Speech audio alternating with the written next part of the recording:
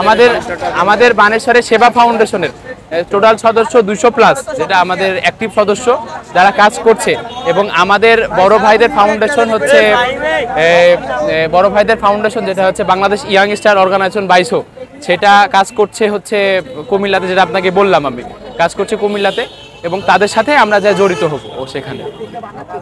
এ যাবত কি আপনাদের কেউ ভ্রমণে সেখানে গিয়েছে কিনা? না, আমাদের এ যাবত এখনো কেউ আমরা যাইতে পারিনি। আমরা 22-এর বন্যাতে যেভাবে কাজ করেছিলাম, আমরা কুড়িগ্রাম গেছিলাম, যাই সেখানে 7 দিনের খাবার মজুদ দিয়ে আসছিলাম। আমরা বানেশ্বর এখান থেকে নিয়ে গেছিলাম 130টা ফ্যামিলির জন্য। তো এভাবে আমাদের এবারও যাওয়ার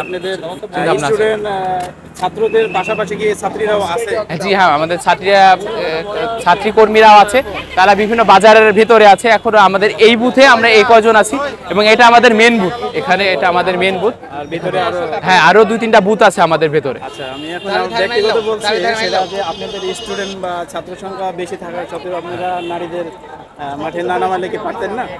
জি, আসলে আমরা চাচ্ছি না, তারাই অতি আগ্রহী, নিজে অতি আগ্রহী হয়ে তারা আমাদের সাথে কাজে আসছে। ধন্যবাদ। বাসে ঢুকে যাও। প্রস্তুতি ছিল না তো, সারাদিনের সমস্যা নাই, ঘুমও হয়নি কাল সারা রাত।